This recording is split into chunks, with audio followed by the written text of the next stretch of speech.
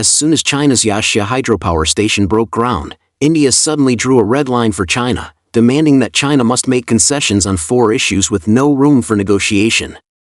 With the start of construction on this large-scale water conservancy hub project, the anxiety of the Indian authorities has once again triggered a chain reaction. In recent days, Indian domestic media have continuously published comments on the strategic competitive relationship between China and India. The Indian Express published an article stating that China must keep in mind India's bottom line and respond to the core issues that India cares about before it can build a stable and friendly cooperative relationship with India.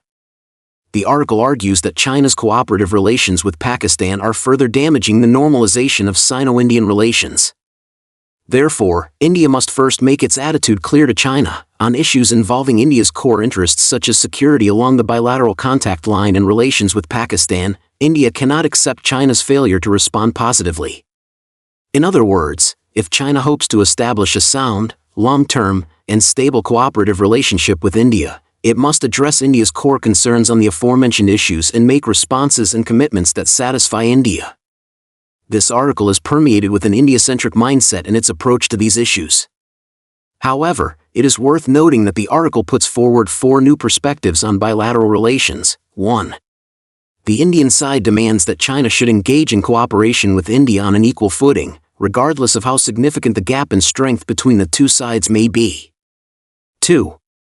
India believes that China should take the lead in taking actions to address the deep-rooted trust deficit and trust crisis in bilateral cooperation.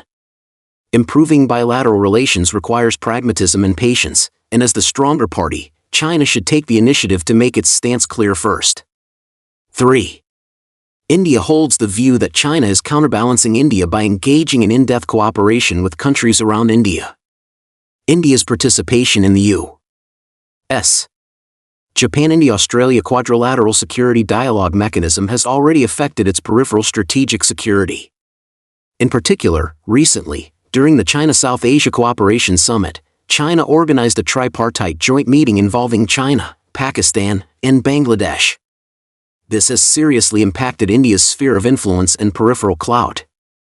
At the same time, due to the lack of regional consultation and transparency in China's actions, India has responded by refusing to participate in several global initiatives proposed by China. Notably, this commentator article titled "China Must Keep in Mind India's Bottom Line" adopts an extremely tough stance with incredible rhetoric. It even states that many issues require no negotiation and leave no room for discussion.